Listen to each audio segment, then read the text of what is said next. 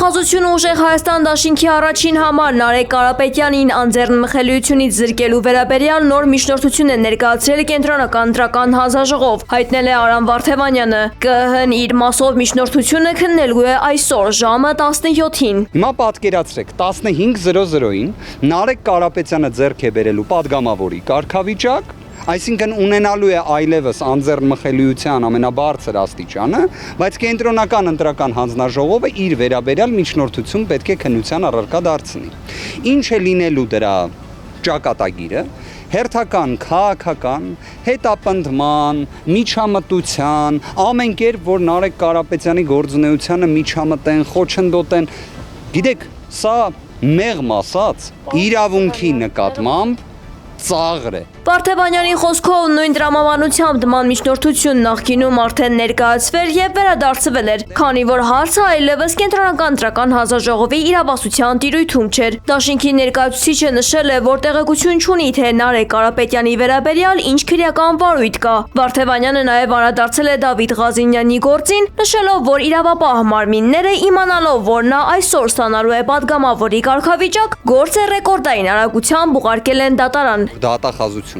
տեղեկացված լինելով, որ 2026 թվականի հուլիսի 21-ին ժամը 15:00-ին տեղի է ունենալու նիստ, որտեղ Դավիթ Ղազինյանի օրինակ падգամավորի կարգավիճակը այլևս հստակ է լինելու եւ պարզապես իրենց պարտականությունը կատարելուց խուսափելու համար նման ռեկորդային արագությամբ գործը ուղարկել դատարան, սա իսկապես մենք խոսում ենք այնպիսի խախտման մասին, որ ես ուզում եմ դրա մասին հատկապես շեշտադրել։ Ավելին Դավիթ Ղազինյանը 15:00-ից հետո պետք է լինի ազատության մեջ, բայց մենք ունենում ենք մի իրավիճակ, որ ստացվում է այն պաշտոնյան, որը դա պետք է ապահովի, գոյություն չունի։ Եվ սա հատուկ մշակված ծրագրային գործողություն է եղել։ Այս ամենի ֆոնին կենտրոնական ընտրական հանձնաժողովը արդեն սկսել է падգամավորների մանդատները տրամադրելու վերաբերյալ նիստը։ Ուզում ենք փոխվարչապետի հետ հանդիպում։ Կառավարության շենքի դիմաց բողոքի ակցիա են իրականացնում ձկնաբույսները։ Նրանք պնդում են, որ եվրոպական շուկան դեռ անհասանելի է իրենց համար ու պահանջում են հանդիպում փոխվարչապետի հետ։ Ձկնաբույսների միության տնօրեն Գոր Գրիգորյանը նշել է, մինչ օրս ոչ Եվրոպա արտահանման կանոնակարգերը հաստատելու հարցն է լուծվել, ոչ էլ սուբսիդիա տրամադրելուն է։ Փորձում էր հանրությանը ցույց տալ, որ ինչ-որ ոլորտի հետ կապված հարց է լուծվել, բայց ժողովուրդ ջան, ոչ Եվրոպա արտահանման կանոնակարգերը հաստատելու հետ կապված է ոլորտի հարցը լուծվել, ոչ էլ այդ արտահանման հետ կապված սուբսիդիա տրամադրելուն, որովհետև մենք ասել ենք ու նորից ասում ենք, եվրոպական շուկան դեռևս մեզ համար անհասանելի է, իսկ այն ծավալները, որ այսօր գտնվում են տնտեսվարողների տնտեսություններում, դրանք միանգամից եվրոպական շուկա սպառելը անիրատեսական է։ Խոսքը մոտ 15,000 տոննա կենդանի ձկան մասին է, այս պահի դրությամբ։ Նրա խոսքով այսօր շուրջ 15,000 տոննա կենդանի ձուկ կա, որը միանգամից եվրոպական շուկայում սպառելն անիրատեսական է։ Ձկնաբույսներից մեկն էլ ժխտել է ՍԱՏՄ ղեկավարի այն հայտարարությունը, թե ոլորտի 97%-ը պատրաստ է Եվրոպա արտահանման։ Հարգելի եվրոպական շուկան նոր չեն առել, եվրոպական շուկան մենք բազմից ենք քննարկել։ Եվրոպական շուկան մենք մտցունակ չենք։ Եվրոպական շուկայում մենակ մի հատ տնտեսություն կա, նորվեգական ձկնամթերքը, որը 1,150,000 տոննա 24 թվականին արտահանվել։ Դուք հասկանում եք այդ ինչ տվյալ։ Մենք 14,000 տոննա արտադրանք ենք տանում Ռուսաստան, Հայաստանը ինքնաբավ պահում ենք։ Իսկ մենք մեր արտադրանքը ավելացել է Ռուսաստանի եւ մենք շուկայում կարացել ենք տեղ գրավենք, երբ որ Ռուսաստան եւ Եվրոպայի սանկցիաները իրականացվեցին։ Դրա արդյունքում այսինքն մենք անգամ Ռուսաստանում էինք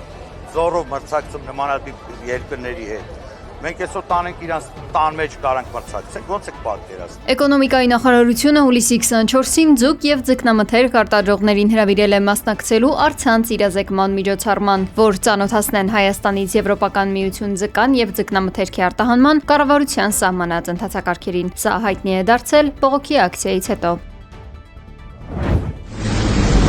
Տեղատարապ անձրևները հեղեղել են Վրաստանի մայրաքաղաք Թբիլիսիի մի քանի փողոցներ։ Քաղաքում տրանսպորտի երթևեկությունը դժվարացել է, հայտնել են հանրային ծառայությունները։ Որոշ վայրերում վարորդները ստիպված են եղել ձեռքով հրել մեքենաները։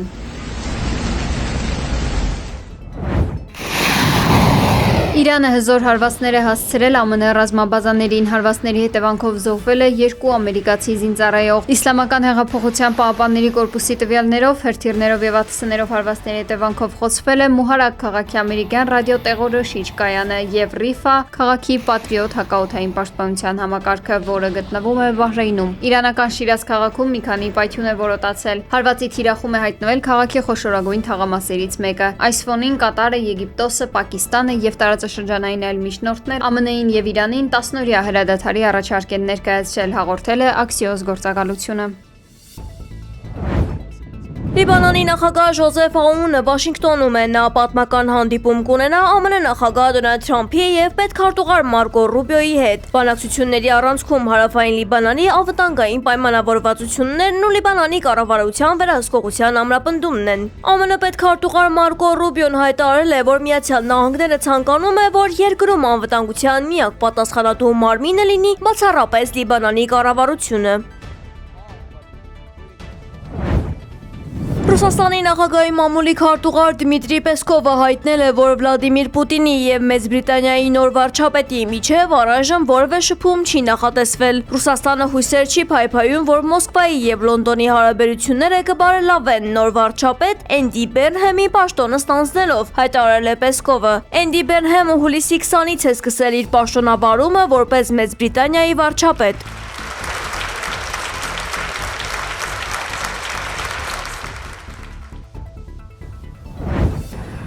Ռուսական ԱԹՍ-ն հարվածել է Սումիի էպիկենտրոն առևտրի կենտրոնին, ինչի հետևանքով հրդեհ է բռնկվել։ Վնասվել է նաև բազմաբնակարան բնակելի շենք։ Պայթյունի ալիքից կոտրվել է մոտակայքում գտնվող դպրոցի պատուհանները։ Տուժել է 6 մարդ, նրանց թվում 4 երեխա։ Հնդկաստանի հյուսիս-արևելքում ուժեղ անձրևները չեն դադարում։ Աղետի հետևանքով սողանք է առաջացել, ինչի պատճառով կառուցվող թունելը փլուզվել է, 8 բանվոր զոհվել է։